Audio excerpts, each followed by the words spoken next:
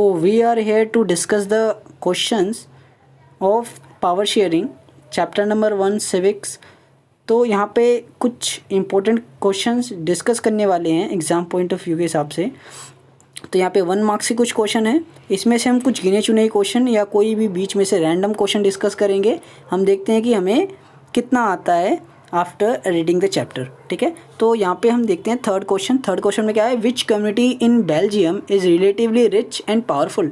तो बताइए ज़रा इसका आंसर क्या है, कौन सी कम्युनिटी ऐसी है जो रिच और पावरफुल है बेल्जियम के अंदर। तो हमें पता है कौन था, फ्रेंच। यस, फ्रेंच था। फ्रेंच क्यों था पावरफुल, इसके बारे में बात कर रहे थे। देखो फ्रेंच पावरफुल क्यों था, क्योंकि उसकी जड़ें पक्की थी वहाँ की, वो बहुत पहले से रह रहे थे वहाँ पे। उनका एडमिनिस्ट्रेटिव पावर बहुत अच्छा था, इकोनॉमिकल बैकग्राउंड बहुत अच्छा था और वो अच्छे खासे पढ़े लिखे भी थे। इस वजह से वहाँ पर वो बेसिकली बहुत ज़्यादा पावरफुल और रिच थे, जबकि वो माइनॉरिटी थे। ओके, तो दूसरे क्वेश्चन की बात करते हैं, तो कौन सा लेते हैं। ओके, 7 की बात करते हैं। Which type of government has been adopted in Sri Lanka to maintain the dominance of the Sinhala community. तो आपको याद होगा हमने बात की थी मेजोरिटेरिज्म मतलब कि बहुसंख्यकवाद की, जहाँ पे सबसे ज़्यादा जितने ज़्यादा पीपल रहते हैं, जिस कम्युनिटी के जितने ज़्यादा पीपल रहते हैं वही वहाँ का सरकार चलाते हैं। तो बहुसंख्यकवाद था वहाँ पे, मेजोरिटेरिज्म था। तो वो कौन चला रहा था, जो सिंगला कम्युनिटी के पीपल थे वो चला रहे थे। और एक और क्वेश्चन डिस्कस कर लेते हैं, चलो लास्ट है यहाँ पर हमारा। Which language is spoken by 80 of people in Brussel. 80% बोलना चाह रहा है यहाँ पर। तो ब्रसेल्स में कौन से पीपल 80% थे।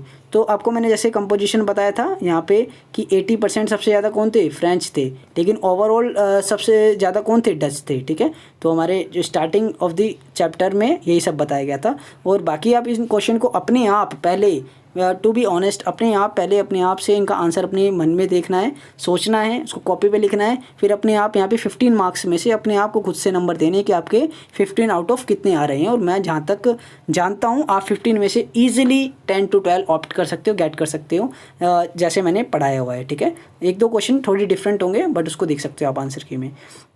तो यहाँ पे देखते हैं 3 to 5 मार्क्स क्वेश्चन, इनको भी डिस्कस करना बहुत ज़रूरी है क्योंकि वेटेज इनकी पेपर में सबसे ज़्यादा होती है। तो यहाँ देखते हैं, why is power sharing desirable, explain a 3 form of power sharing in modern democracy with the example.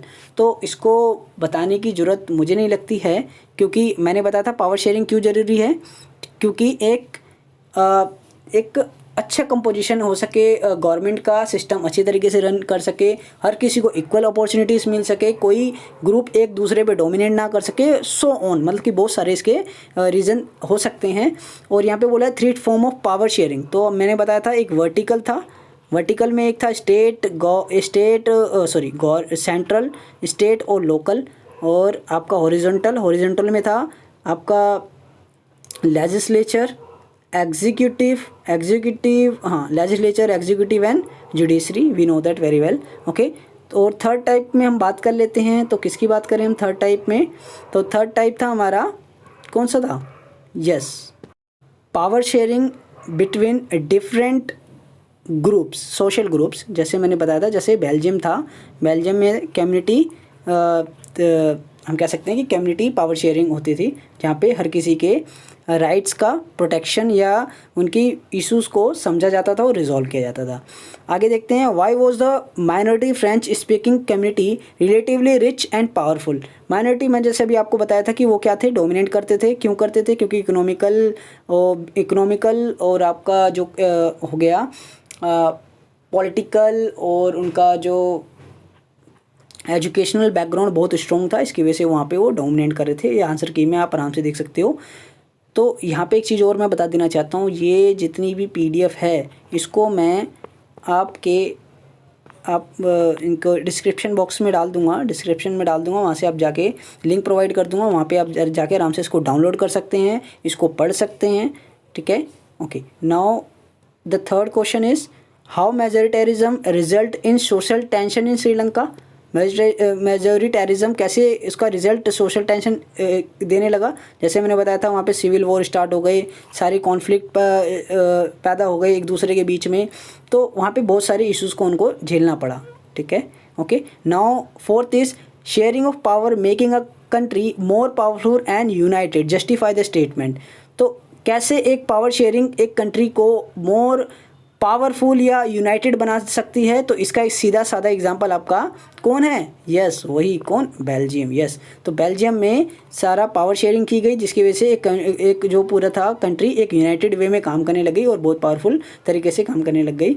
तो आगे इनका आंसर भी थोड़ा डिस्कस कर लेते हैं ताकि आपको कुछ मुश्किल ना लगे। देखो यहाँ पे भी दे रखा है, देखो power sharing of the people make a country more powerful and united because of the following reason.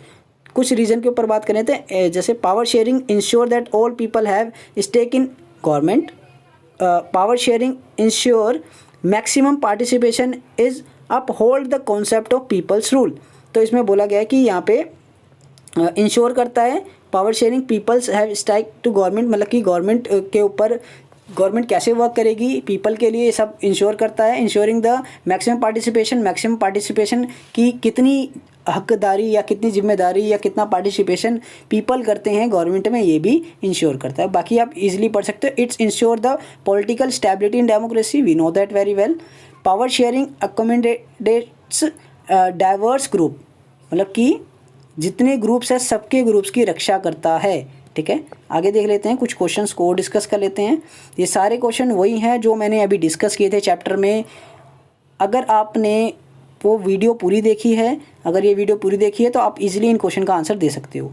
Okay, तो यहाँ पे देख लेते हैं, highlight 3 major adopt by the Belgium government to accommodate religion and the cultural diversity. तो क्या 3 चीज़ें उन्होंने अडॉप्ट की थी? पहली बात तो सेंट्रल लेवल पे इन्होंने इक्वल पावर का डिस्ट्रीब्यूशन किया, स्टेट लेवल पे इक्वल पावर का डिस्ट्रीब्यूशन किया। इसके बाद कम्युनिटी गवर्नमेंट बना दिया जिसमें सबके पावर को इक्वली हक दिया गया, सबको इक्वली मान्यता दी गई। ओके, तो नेक्स्ट क्वेश्चन क्या था हमारा? 6 है, डिस्क्राइब एनी, यहाँ पे है describe any 3 demands of Sri Lanka Tamil, how did they struggle for their demands. तो उन्होंने कैसे क्या क्या डिमांड्स मांगे या उन्होंने क्या क्या स्ट्रगल किया, देख लेते हैं इन सबको ज़रा फटाफट। यहाँ पे क्वेश्चन नंबर 6 की बात करें, the Sri Lankan Tamils demand the recognition of Tamil as an official language. देखो जैसे वहाँ पे सिंगली लोगों को ऑफिशियल लैंग्वेज बना दी गई थी, अलाउ कर दिया गया था कि ये पूरी कंट्री का एक ऑफिशियल लैंग्वेज होगा, उसी तरीके से तमिल लोगों ने, जिसकी परसेंटेज 18% थी, उन्होंने डिमांड किया था कि हमारी ऑफिशियल लैंग्वेज तमिल बना दीजिए। दूसरा था, दे denied regional autonomy and equality of opportunity in securing education and jobs. जैसे वहाँ पे दोनों को जैसे वहाँ पे सिंगली लोगों को सबसे ज़्यादा वहाँ पे अपॉर्चुनिटी दी गई थी jobs and government jobs and university में, इसी तरीके से तमिल लोगों ने भी वहाँ पे इक्वली जॉब्स की और इक्वल राइट्स की डिमांड की। Through the formation of the several organisation they demands and independent Tamil Eelam state in the northern and eastern part of the Sri Lanka. मतलब कि इनकी जो नॉर्थन पार्ट और ईस्टर्न पार्ट था, यहाँ पे सबसे ज़्यादा तमिल लोग रहते थे। उन्होंने ये कहा कि अगर आप हमें इक्वल अपॉर्चुनिटी नहीं दे सकते तो आप हमें अलग कर दीजिए ताकि हम अच्छी तरीके से अपने लाइफ को जी सके और यहाँ पे बेटर हमें इक्वल अपॉर्चुनिटी मिल सके। और लास्ट क्या था, the Sri Lankan Tamil struggle for their demands for by launching political organisation. तो उन्होंने पॉलिटिकल ऑर्गेनाइजेशन लॉन्च किया। ठीक है, तो यहाँ पे बहुत से इशू खड़े हो गए थे, जैसे यहाँ पे मैंने बताया था कि सिविल वॉर स्टार्ट हो गए थे श्रीलंका में।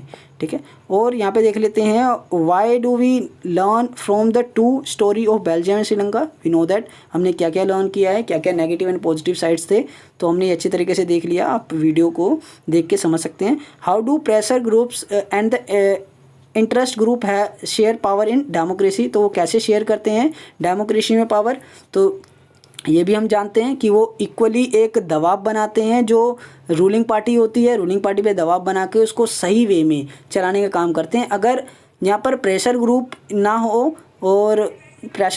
हो तो एक डेमोक्रेसी नहीं रह जाएगी, वो सही ढंग से काम नहीं करेगी, फिर अपने मनमाने ढंग से काम करती है। Why do you mean by the system of the check and balance in a democracy. देखो लास्ट मैंने पहले ही बताया था, चेक एंड बैलेंस क्या होता है कि हमारे यहाँ पर पावर्स का डिवीज़न कर रखा है। अगर मैं हॉरिजॉन्टल पावर डिवीज़न की बात करूँ तो लेजिस्लेचर, एग्जीक्यूटिव एंड जुडिशरी आता है। तो यहाँ पे देखो लेजिस्लेचर एग्जीक्यूटिव पे डिपेंड है, एग्जीक्यूटिव जुडिशरी डिपेंड है, मतलब कि इन तीनों का क्या है कि ये क्या करते हैं, चेक एंड बैलेंस का काम करते हैं। ये एक दूसरे को बैलेंस करते हैं और कोई भी मिस्टेक होती है, कोई भी दिक्कत होती है तो आपस में चेक एंड बैलेंस करके उसको रिजॉल्व करते हैं। ठीक है, if you have any problem in any question in any topic, then you can write in comment box. I will definitely make a video of them if necessary. So by this we are concluding this chapter. Hope you like this. Meet you in next video. Bye bye.